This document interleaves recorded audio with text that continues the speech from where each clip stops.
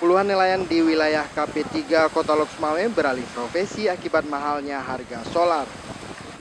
Para nelayan yang sebelumnya melaut dengan menggunakan kapal kecil, kini lebih memilih menggunakan pukat darat untuk mencari ikan. Muhammad Dahlan, salah seorang nelayan, mengaku kenaikan harga BBM membuat dirinya beralih dari nelayan pancing menjadi nelayan pukat darat untuk mengantisipasi pengeluaran modal yang terlalu tinggi.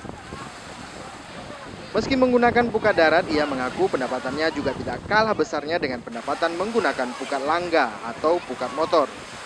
Selanjutnya, ia bersama nelayan lain kini lebih mendominasi pukat darat sebagai mata pencaharian sehari-hari. Dari Kota Loksmawe, Avandi melaporkan untuk Aceh Video.